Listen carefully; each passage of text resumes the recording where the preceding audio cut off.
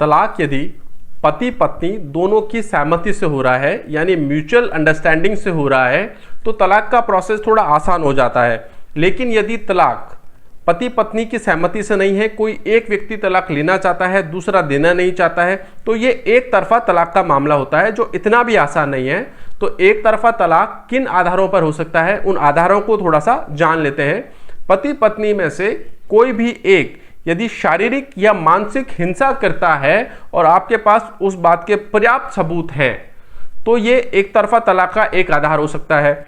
पत्नी यदि शादी के बाद 2 साल से लगातार मायके रह रही है, पति बार बार बुला रहा है और पति के बुलाने पर भी नहीं आ रही है 2 साल से, तो ये तलाक का एक अच्छा आधार होता है।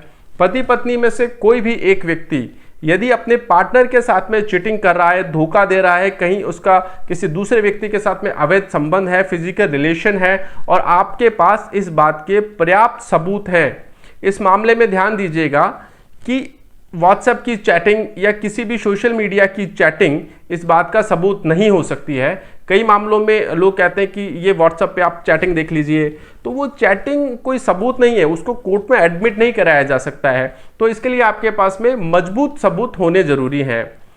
शादी के समय यदि पति पत्नी अलग अलग धर्म से रहे हैं और दोनों ने ये तय कर लिया है कि ठीक है, आप दोनों अपने अपने धर्म के हिसाब से अपना जीवन जिएंगे, लेकिन शादी के कुछ समय बाद दोनों में से कोई भी व्यक्ति ये कहता है कि नहीं, आपको मेरे धर्म में आना पड़ेगा, धर्म परिवर्तन करना पड़ेगा, तो धर्म परिवर्तन एक तरफा तलाक का एक आधार होता है।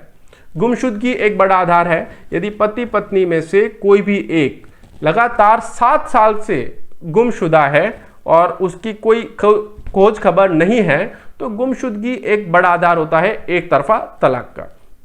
कई बार गंभीर शारीरिक और गंभीर मानसिक बीमारी भी एक तरफा तलाक का एक कारण बनती है, क्योंकि न्यायालय भी मानता है कि अगर किसी को कोई गंभीर शारीरिक या फिर गंभीर मानसिक कोई बीमारी है, तो हो सकता है कि इससे उसके पार्टनर का जीवन भी खतरे में बढ़ जाए।